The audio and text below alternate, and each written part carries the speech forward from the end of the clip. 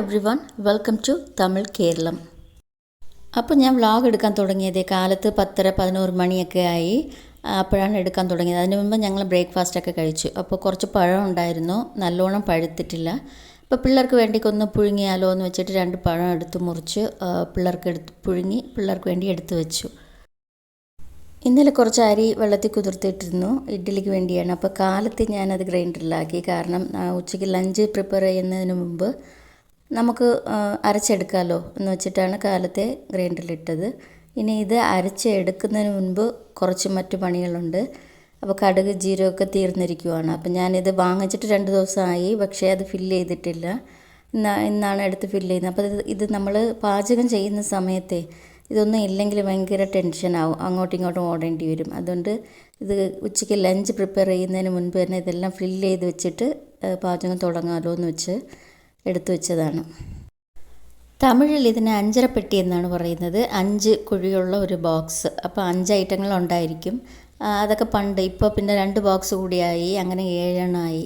അപ്പോൾ ഞാനിതിലിട്ട് വെച്ചിരിക്കുന്നത് കടുക്, ജീരകം, ഉലുവ, മഞ്ഞൾപ്പൊടി, പിന്നെ ഉഴുത്തൻ പരിപ്പ്, കടലപ്പരപ്പ്, പിന്നെ കുരുമുളക് കുറച്ച് ഇട്ട് വെച്ചിട്ടുണ്ട്. അങ്ങനെ 7 ഐറ്റം ഒരു ബോക്സിൽ. ഇത് നമുക്ക് പാചകമൊക്കെ ചെയ്യുമ്പം എടുത്ത് പെട്ടെന്ന് ഇടാനൊക്കെ നല്ല എളുപ്പമാണ്. അപ്പോൾ ഇന്ന് ഉച്ചയ്ക്ക് ഞണ്ട് കറിയാണ്. അപ്പോൾ ഞണ്ട് കഴുകാനായിട്ട് എടുത്തു വെച്ചിട്ടുണ്ട്. ഇച്ചിരി വലിയ ഞണ്ടാണ് പപ്പ കൊണ്ടുവന്നത്. അപ്പോൾ അത് കൊണ്ടുവന്നിട്ട് ഒരു 2 ദിവസമായി. ഞാൻ ഇന്നലെ വയ്ക്കാമെന്ന് വിചാരിച്ചു, പക്ഷേ ഇന്നലെ വേറെ ജോലികളുണ്ട്, അതുപോലെ വേറെ മീനും ഉണ്ടായിരുന്നു, അതുകൊണ്ട് ഇന്നലെ വെച്ചില്ല. അപ്പോൾ ഇന്ന് കഴുകാനായിട്ട് എടുത്ത് വെള്ളത്തിൽ ഇട്ടിട്ടുണ്ട്. അപ്പോൾ അതിന് വേണ്ടി ഒരു പാത്രത്തിൽ വെളിച്ചെണ്ണ ഒഴിച്ചിട്ടുണ്ട്. ഉലുവയും കരിയേപ്പിലയും അതുപോലെ നമ്മൾ ചതച്ച് വെച്ച ഇഞ്ചി വെളുത്തുള്ളി ഇട്ടിട്ടുണ്ട്. അപ്പോൾ അത് നല്ലോണം മുരിഞ്ഞ് വരുന്നതിനിടയ്ക്ക് ഞാനിത് ഞണ്ട് കഴുകി എടുത്തിട്ടുണ്ട്. ഇച്ചിരി വലിയ ഞണ്ടെന്ന് പറഞ്ഞില്ല, അതുകൊണ്ട് 2 കഷ്ണങ്ങളായിട്ട് മുറിച്ച് വെച്ചിരിക്കുവാണ്. അതുപോലെ 3 സവാള ഞാൻ കുഞ്ഞായിട്ട് അരിഞ്ഞ് വെച്ചത് 3 എണ്ണം ഉണ്ട്, അതും കൂടി ചേർത്ത് കൊടുത്തിട്ടുണ്ട്. ഇത് നല്ല കണ്ണാടി പോലെ വരുന്നത് വരെ നമ്മൾ നല്ലോണം വഴറ്റി കൊടുക്കണം.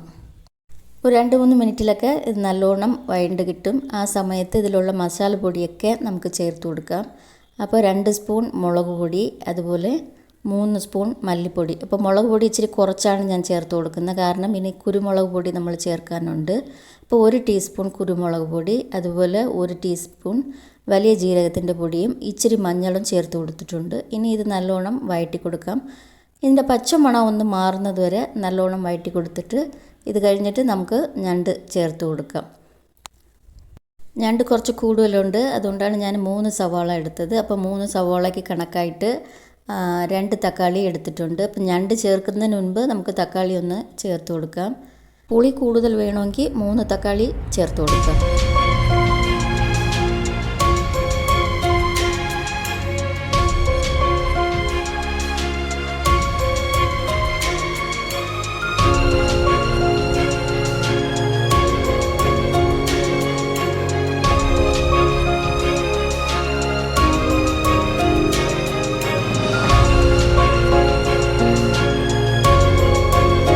അപ്പോൾ മുളക് പൊടിയുടെയൊക്കെ പച്ചമണമൊക്കെ മാറിയിട്ടുണ്ട്. ഈ സമയത്ത് ഞാൻ തക്കാളി ചേർത്ത് കൊടുക്കുവാണ്. തക്കാളി ഇത്തിരി ഉടഞ്ഞ് കിട്ടണം, അതുവരെ ഒന്ന് വഴറ്റി കൊടുക്കുക. അപ്പോൾ ഞാൻ തീ കൂട്ടി വെച്ചിട്ടുണ്ട്. ഇനി ആവശ്യത്തിന് ഉപ്പ് നമ്മൾ ചേർത്ത് കൊടുക്കുമ്പോൾ പെട്ടെന്ന് ഉടഞ്ഞ് കിട്ടും. ഇവിടെ കറി വയ്ക്കുന്നതിൻ്റെ ഇടയ്ക്ക് അവിടെ മാവ് അരയുന്നുണ്ട്, അപ്പോൾ അതും ഒന്ന് ഇടയ്ക്കിടയ്ക്ക് ഞാൻ ചെന്ന് നോക്കുവാണ്. അപ്പോൾ ഇഡ്ഡലിക്കാണല്ലോ, അപ്പോൾ വെള്ളം കൂടുതൽ ഒഴിക്കാൻ പറ്റില്ല. അപ്പോൾ അതിൻ്റെ കണക്കാക്കി എടുക്കണം, അതുകൊണ്ട് ഇടയ്ക്കിടയ്ക്ക് ചെന്ന് അവിടെയും നോക്കുവാണ്. അപ്പോൾ ഇവിടെ തക്കാളി ശരിയായിട്ടുണ്ട്. ഇനി നമുക്ക് ഞണ്ട് ഇതിൽ ചേർത്ത് കൊടുക്കാം. ഞണ്ട് ഇച്ചിരി കൂടുതലാണ്, പാത്രം നിറഞ്ഞിരിക്കുവാണ്. അപ്പോൾ ഇതൊന്ന് മിക്സ് ചെയ്യാനൊക്കെ ഇച്ചിരി പാടാണ്, പതുക്കെ മിക്സ് ചെയ്യാൻ പറ്റത്തുള്ളൂ. അപ്പോൾ ഇച്ചിരി വലിയ ഒരു ഉരുളിയിലാണെങ്കിൽ നല്ല കണക്കായിരിക്കുമായിരുന്നു, പക്ഷേ ഞാനിത് ഈ പാത്രത്തിലാണ് എപ്പോഴും വയ്ക്കുന്നത്. അപ്പോൾ ഇത് കണക്കായിരിക്കുമെന്ന് വിചാരിച്ചിട്ട് ഈ പാത്രം എടുത്ത് വെച്ചു. പക്ഷേ ഇത് ഒന്ന് നിറഞ്ഞിരിക്കുന്നതുകൊണ്ട് ഒന്ന് മിക്സ് ചെയ്യാൻ ഒരു ചെറിയ പാടാണ്. ഞണ്ട് ചിലരൊക്കെ തേങ്ങ അരയ്ക്കാതെയും വയ്ക്കും, തേങ്ങ അരച്ചും വയ്ക്കും. അപ്പോൾ ഞാൻ ഇന്ന് വയ്ക്കുന്ന മെത്തേഡ് തേങ്ങ അരച്ചിട്ട് ഉണ്ടാക്കുന്ന മെത്തേഡാണ്. അപ്പോൾ തേങ്ങയും ചെറിയ ജീരകവും കൂടി അരച്ചെടുത്തിട്ടുണ്ട്. അരമുറി തേങ്ങ എടുത്തിട്ടുണ്ട്.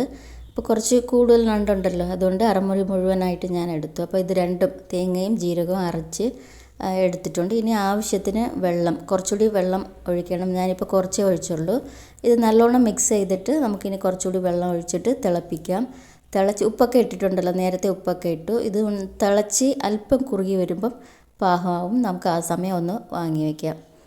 ഇത് മിക്സ് ചെയ്യുന്നതാണ് ഒരു ചെറിയ പാട്. കാരണം സ്ഥലമില്ല, പാത്രം നിറഞ്ഞ് നിൽക്കുകയല്ലേ, അതുകൊണ്ട് പതുക്കെ ഒന്ന് മിക്സ് ചെയ്യാൻ പറ്റത്തുള്ളൂ. ഇനി നമുക്ക് കുറച്ചുകൂടി വെള്ളം ഒഴിച്ചു കൊടുക്കാം. ഞാൻ മിക്സിയിൽ അരച്ച വെള്ളം തന്നെ ആദ്യം ചേർത്തത്, വീണ്ടും കുറച്ചുകൂടി ചേർത്ത് കൊടുത്തിട്ടുണ്ട്. ഇനി ഇത് ഒന്ന് മിക്സ് ചെയ്തിട്ട് തിളയ്ക്കട്ടെ. ഇത് തിളച്ച് കുറുകുന്നതിന് മുമ്പ് നമുക്ക് മാവ് ഒന്ന് എടുക്കാം. അത് ഏകദേശം റെഡിയായി. അപ്പോൾ അതൊന്ന് എടുക്കണം. അപ്പോൾ ഒരു വശത്ത് ഇത് നടക്കട്ടെ. അപ്പോൾ മാവൊക്കെ ഞാൻ എടുത്തു കഴിഞ്ഞു. അവസാനം ഗ്രൈൻഡറിൽ കഴുകിയ വെള്ളം കുറച്ചുണ്ടായിരുന്നു, അതും ചേർത്ത് കൊടുത്തിട്ടുണ്ട്. ഉടൻ തന്നെ ഞാനിതിൽ ഉപ്പിടുന്നുണ്ട്. അരച്ചെടുത്ത ഉടൻ തന്നെ ഉപ്പിട്ടിട്ട് നല്ലോണം കലക്കി വെച്ചിട്ട് അതൊരു പാത്രത്തിൽ മാറ്റി വയ്ക്കുവാണ്. അപ്പോൾ 2 ദിവസത്തെ കണക്കാക്കിയാണ് ഞാൻ അരയ്ക്കുന്നത്. 2 ദിവസം ഇഡ്ഡലിക്ക് തന്നെയാണ്.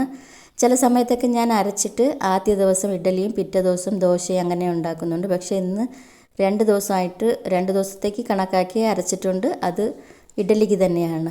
അപ്പം ഞാൻ വേറൊരു പാത്രത്തിൽ ഒഴിച്ചു കൊടുക്കുന്നുണ്ട്. ഇത് ഇനി അടച്ച് വയ്ക്കുക. അപ്പം ഇന്ന് രാത്രി നമുക്ക് ഇഡ്ഡലി ഉണ്ടാക്കാം. അപ്പോൾ കാലത്തെയാണല്ലോ അരച്ചെടുക്കുന്നത്, രാത്രിക്കുള്ളിൽ ഇത് നല്ലോണം പൊങ്ങി കിട്ടും. അപ്പോൾ ഇത് അടച്ച് നമുക്കൊന്ന് മാറ്റി വെച്ചേക്കാം. ഇവിടെ തന്നെ ഗ്രൈൻഡർ കല്ല് എല്ലാം കഴുകിയെടുക്കുന്നുണ്ട്. മീൻ ഒരു വശത്ത്, ഞണ്ട് ഒരു വശത്ത് നടക്കുന്നുണ്ട്. അപ്പം ഞണ്ട് തിളച്ച് കുറുകി റെഡിയായി. അപ്പോൾ നമുക്കിനി സ്വിച്ച് ഓഫ് ആക്കി കൊടുക്കാം. അപ്പോൾ ഞണ്ട് കറി റെഡിയായി. മറ്റൊരു വശത്ത് ഗ്രൈൻഡറൊക്കെ കഴുകി വെച്ചിട്ടുണ്ട്. അതുപോലെ കിച്ചണും ചെറുതായിട്ടൊരു ക്ലീനിങ്. ഇനി വൈകുന്നേരമാണല്ലോ നമുക്ക് പാചകം. അപ്പോൾ അതിന് മുമ്പ് കിച്ചണിൽ വരേണ്ട ആവശ്യമില്ല. അതുകൊണ്ട് എല്ലാം ക്ലീനാക്കി എടുത്ത് മാറ്റി വെക്കേണ്ട ഐറ്റങ്ങളെല്ലാം മാറ്റി വെച്ചിട്ടുണ്ട്. ഇതിൻ്റെ ഇടയ്ക്ക് കുറച്ച് തുണി അലക്കാനിടാൻ ഉണ്ടായിരുന്നു. അപ്പോൾ അതുകൂടി ഇത് ഫസ്റ്റ് ഫ്ലോറിൽ കയറണം. അപ്പോൾ അതുകൊണ്ട് കുക്കിംഗ് എല്ലാം കഴിഞ്ഞതിന് ശേഷമാണ് ഞാൻ അലക്കാനുള്ള തുണിയെല്ലാം എടുത്തിട്ടത്. ഇനി നമുക്ക് വൈകുന്നേരം ടെറസിലേക്ക് ചെടികൾക്ക് വെള്ളം ഒഴിക്കാൻ പോകുന്ന സമയത്ത് ഇതെടുത്ത് ഉണക്കാനിട്ടാൽ മതി. അപ്പോൾ ഇപ്പോൾ വെയിലുണ്ട്, അതുകൊണ്ട് പുറത്ത് ഉണക്കാനിടാം. മഴ സമയത്താണെങ്കിൽ പുറത്തിടാൻ പറ്റില്ല, വീട്ടിനകത്താണ് ഇടുന്നത്. ഇനി കൂടുതൽ ജോലിയൊന്നുമില്ല. വൈകുന്നേരം ക്ലീനിങ് കുറച്ച് പണിയുണ്ട്, അത്രയേ ഉള്ളൂ. അതുവരെ നമുക്ക് ഇച്ചിരി റെസ്റ്റാണ്. അപ്പോൾ വൈകുന്നേരം ചായ കുടി കഴിഞ്ഞതിന് ശേഷം വീടൊന്ന് ക്ലീൻ ചെയ്യണം. അതുപോലെ ചെടികൾക്ക് വെള്ളം ഒഴിക്കാൻ പോകണം. പിന്നെ വൈകുന്നേരത്തെ കുക്കിംഗ്, അങ്ങനെ കുറേ ജോലിയുണ്ട്. അതുപോലെ സ്റ്റിച്ചിങ്ങിന് കുറച്ച് എടുത്തു വെച്ചിട്ടുണ്ട്. ഇന്നലെ എടുത്തു വെച്ചതാണ്. ഇന്ന് സമയം ഉണ്ടാവുമെങ്കിൽ ഇച്ചിരി സ്റ്റിച്ചിങ്ങും ചെയ്യണം. വൈകുന്നേരം ചായ കുടിക്കുന്നതിന് മുൻപ് വീട് ക്ലീൻ ചെയ്യാൻ തുടങ്ങി. വീട് എന്നും തൂക്കുന്നതാണ് ഈ സമയം. 4-4:30 വീടെന്നും തൂത്ത് കൊടുക്കുന്നതാണ്. എന്നും തൂത്തില്ലെങ്കിൽ പറ്റില്ല, ഭയങ്കര പൊടിയായിരിക്കും. അപ്പോൾ ആദ്യം വരാന്തയിൽ നിന്നാണ് തുടങ്ങുന്നത്. അപ്പോൾ ചില സമയത്തൊക്കെ ഞാൻ വരാന്ത തൂത്ത് കൊടുത്തിട്ട് പടിയൊക്കെ കഴുകി കൊടുക്കാറുണ്ട്. വെള്ളിയാഴ്ചയൊക്കെ അങ്ങനെ കഴുകി കൊടുക്കാറുണ്ട്. അപ്പോൾ ഇന്ന് കഴുകുന്നില്ല, വെറുതെ തൂത്ത് ഇറക്കിയിട്ട് പിന്നെ സിറ്റ് ഔട്ടിൽ കുറച്ച് ചെടിയുണ്ട്, അതിനൊക്കെ വെള്ളം ഒഴിച്ചിട്ട് പിന്നെ വീട്ടിനകത്ത് തൂക്കാനായിട്ട് പോകണം, അത്രയേ ഉള്ളൂ. അത് കഴിഞ്ഞിട്ടാണ് ചായ കുടി. എന്നിട്ട് നമുക്ക് ടെറസിൽ ചെടികൾക്ക് വെള്ളം ഒഴിക്കാനായിട്ട് പോകണം. അപ്പോൾ 5-5:30 ആവും. അങ്ങനെ വീടൊക്കെ ക്ലീൻ ചെയ്തതിന് ശേഷം ഞങ്ങൾ ചായയുമായിട്ട് ബെഡിലിരുന്ന് ഞാനും മക്കളൊക്കെ കഥയും പറഞ്ഞ് ചിരിച്ച് കളിച്ച് കോമഡിയൊക്കെ പറഞ്ഞ് അങ്ങനെ കുറേ സമയം അങ്ങനെ പോയി. ചായ ഞാൻ മാത്രമാണ് കുടിക്കുന്നത്, പിള്ളേരെ ചായ ഒന്നും കുടിക്കുകയല്ല. അത് കഴിഞ്ഞിട്ട് ഞങ്ങളൊന്ന് ടെറസിലേക്ക് കയറി.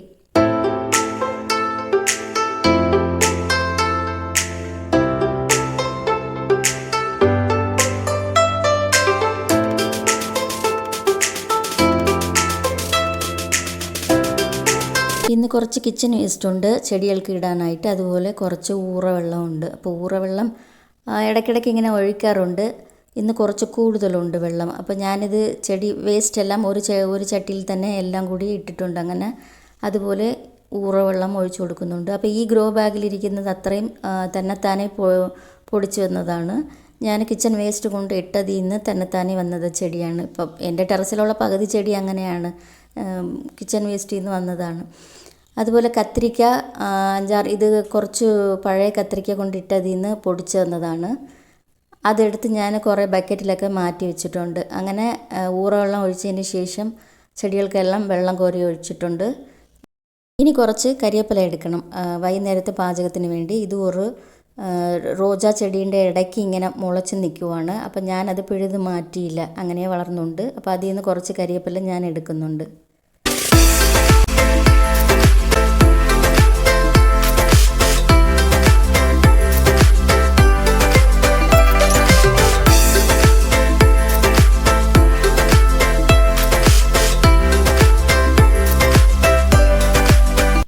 ടെറസിൽ നിന്ന് കുറച്ച് കരിയേപ്പിലയും ഒരു ചെറിയ ക്യാപ്സിക്കം ഉണ്ടായിരുന്നു, അതും എടുത്തിട്ടുണ്ട്. അതുപോലെ ഞാൻ ഉണക്കാൻ വെച്ചിരുന്ന മഞ്ഞൾ നല്ലോണം ഉണങ്ങിയിട്ടുണ്ട്. അപ്പോൾ 2-3 ദിവസം ഞാൻ വെച്ചിട്ടുണ്ടായിരുന്നു. ഇപ്പോൾ കൈ കൊണ്ട് എടുത്തപ്പോൾ തന്നെ പൊടിഞ്ഞു വരുന്നുണ്ട്.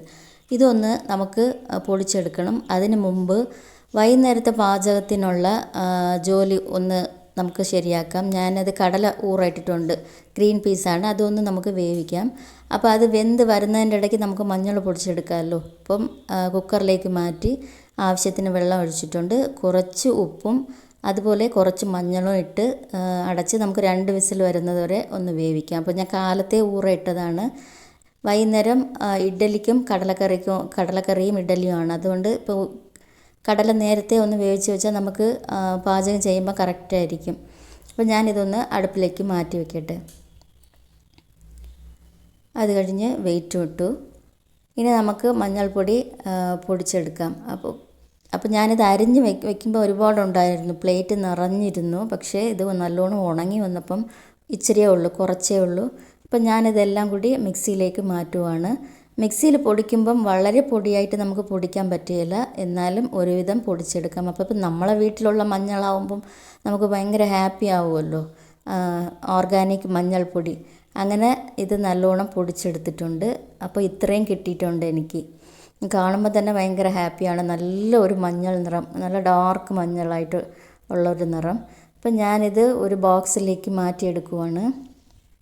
അപ്പോൾ ഒരു മൂടേ ഞാൻ പിഴുതെടുത്തിട്ടുള്ളൂ, ഇനിയും ഒരു മൂടുണ്ട്. അപ്പോൾ അതിന് ഒരു 2-3 മാസം കൂടി കഴിഞ്ഞതിന് ശേഷം നമുക്ക് അതും പിഴുത് ഇതുപോലെ മഞ്ഞൾപ്പൊടി പൊടിച്ചെടുക്കാം. അപ്പോൾ സൂപ്പറായിട്ട് ഉണ്ടല്ലോ മഞ്ഞൾപ്പൊടി. ഇനി നമുക്ക് ഗ്രീൻ പീസ് കറിയുടെ ജോലി ഒന്ന് നോക്കാം. അതുപോലെ ടെറസിൽ നിന്ന് ഒരു ചെറിയ ക്യാപ്സിക്കം എടുത്തുകൊണ്ട് വന്നിട്ടുണ്ട്. അത് കുറച്ച് ദിവസം കഴിഞ്ഞിട്ട് നമുക്ക് എടുക്കാമായിരുന്നു. പക്ഷേ ഞാൻ കൈ കൊണ്ട് ഇങ്ങനെ തൊട്ട് നോക്കിയപ്പോൾ അത് അടന്നിങ്ങി വന്നു. അപ്പോൾ അതും കൂടി ഇന്ന് ഗ്രീൻ പീസ് കറിയിൽ ഇടണം. ചെറിയ ഒരു ക്യാപ്സിക്കമാണ്, എന്നാലും സന്തോഷമുണ്ട്, നമ്മളെ ടെറസിൽ നിന്ന് എടുത്തതല്ലേ.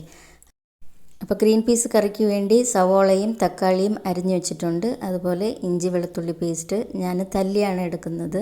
അപ്പോൾ പേസ്റ്റ് എല്ലാ ആഴ്ചയും ശനിയാഴ്ച ആകുമ്പോൾ ഞാൻ ഇഞ്ചി വെളുത്തുള്ളി പേസ്റ്റ് റെഡിയാക്കി വയ്ക്കാറുണ്ട്. പക്ഷേ ഈ ആഴ്ച വെച്ചിട്ടില്ല. അതുകൊണ്ട് ഈ ആഴ്ച ഉണ്ടാക്കിയ എല്ലാ പാചകത്തിനും ഇങ്ങനെ തല്ലിയാണ് ചേർത്തത്.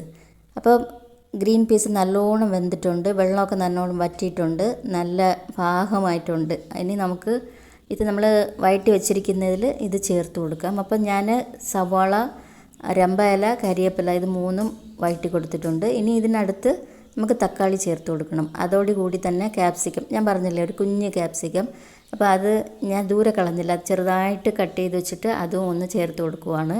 ഇതെല്ലാം മിക്സായ ശേഷം മസാലപ്പൊടിയൊക്കെ ഞാൻ നേരത്തെ ചേർത്ത് കൊടുത്തിട്ടുണ്ട്, അതിൻ്റെ പച്ചമണമൊക്കെ മാറിയിട്ടുണ്ട്. ഇനി നമുക്കിത് മിക്സാക്കി കൊടുത്തതിന് ശേഷം വേവിച്ച് വെച്ച പയറല്ല ഗ്രീൻ പീസും നമുക്ക് ചേർത്ത് കൊടുക്കാം. അപ്പോൾ മസാല 2 സ്പൂൺ മുളക് പൊടി, 2 സ്പൂൺ മല്ലിപ്പൊടി, കുറച്ച് ഗരം മസാല, ഇച്ചിരി മഞ്ഞൾപ്പൊടി, ഇത്രയേ ചേർത്തിട്ടുള്ളൂ. അത് ഒന്ന് നല്ലോണം മിക്സാക്കി കൊടുത്തിട്ട് വേവിച്ച് വെച്ചിരിക്കുന്ന ഗ്രീൻ പീസും ഞാൻ ചേർത്ത് കൊടുത്തിട്ടുണ്ട്. അപ്പോൾ ഇത് നമുക്ക് നല്ലോണം മിക്സാക്കിയതിന് ശേഷം ആവശ്യത്തിന് വെള്ളം ഒഴിച്ച് തിളപ്പിക്കാം. വേണമെങ്കിൽ കുറച്ച് കടല മിക്സിയിൽ അടിച്ച് വേണമെങ്കിലും ചേർക്കാം. പക്ഷേ ഇന്ന് നല്ലോണം വെന്തിട്ടുണ്ട്, അതുകൊണ്ട് അതിൻ്റെ ആവശ്യമില്ല. ഇനി ആവശ്യത്തിന് വെള്ളം ഒഴിച്ച് കൊടുക്കാം. ഉപ്പ് നേരത്തെ നമ്മൾ ഇട്ടിട്ടുണ്ട്, വേവിച്ചതിലും ഉപ്പിട്ടിട്ടുണ്ട്, അതുപോലെ വഴറ്റി കൊടുക്കുമ്പോഴും ഞാൻ ഉപ്പിട്ടിട്ടുണ്ട്. ഇനി നമുക്കിതൊന്ന് തിളപ്പിച്ച് ഒന്ന് കുറുക്കിയെടുത്താൽ മതി, കറി റെഡിയാവും. കറി തിളച്ച് വരുന്നതിൻ്റെ ഇടയ്ക്ക് നമുക്ക് ഇഡ്ഡലി റെഡിയാക്കാം. അപ്പോൾ കാലത്തുള്ള മാവ് നല്ലോണം പൊങ്ങി വന്നിട്ടുണ്ട്. അപ്പോൾ ഞാൻ 3 ഇഡ്ഡലി തട്ടിലും ചെറുതായിട്ട് എണ്ണ തേച്ച് കൊടുത്തിട്ടുണ്ട്. ഇനി നമുക്ക് ഇതിൽ ഇഡ്ഡലി വെച്ച് ഒരു 7 മിനിറ്റ് അല്ലെങ്കിൽ 8 മിനിറ്റ്, മാക്സിമം 10 മിനിറ്റ് വെച്ചാൽ മതി. നല്ല സൂപ്പറായിട്ടുള്ള അടിപൊളി ഇഡ്ഡലി റെഡിയാവും. അപ്പോൾ ഞാൻ എല്ലാ തട്ടിലും ഇഡ്ഡലി വെച്ച് കൊടുത്തിട്ടുണ്ട്. അങ്ങനെ ഇഡ്ഡലിയും റെഡിയായി, കറിയും റെഡിയായി. അപ്പോൾ വൈകുന്നേരം നമുക്ക് ഇന്ന് ഡിന്നറിന് ഇഡ്ഡലിയും ഗ്രീൻ പീസ് കറിയുമാണ്. ഇതൊന്ന് തണുത്തതിന് ശേഷം നമുക്ക് എടുത്ത് മാറ്റി വയ്ക്കാം. അപ്പോൾ എല്ലാം തണുത്തിട്ടുണ്ട്. ഞാനിനി ഇത് ഹോട്ട് ബാഗിലേക്ക് എടുത്ത് മാറ്റി വയ്ക്കുവാണ്.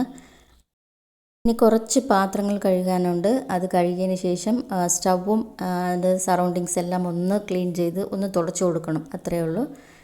അപ്പോൾ ഇന്ന് സ്റ്റിച്ചിങ് ചെയ്യണമെന്ന് വിചാരിച്ച് കട്ട് ചെയ്ത് വെച്ചിട്ടുണ്ടായിരുന്നു. പക്ഷേ ഇന്ന് സ്റ്റിച്ചിങ്ങിന് എനിക്ക് സമയമില്ല, മൂഡും ഇല്ലായിരുന്നു. അപ്പോൾ അത് നാളെ അല്ലെങ്കിൽ മറ്റന്നാൾ സ്റ്റിച്ചിങ് ഉണ്ട്. അതുപോലെ ഉണക്കാനിട്ടിരുന്ന തുണി ഒന്നെടുത്ത് അതും ഒന്ന് ഫോൾഡ് ചെയ്ത് വെക്കണം. അങ്ങനെ ഇനി കുറച്ച് പണികളുണ്ട്. തുണി ഉണക്കാനിട്ടിരുന്ന എടുത്ത് വെച്ചിട്ടുണ്ട്. ഇനി ഫോൾഡ് ചെയ്ത് വെക്കുന്നത് മാത്രമാണ് പണി.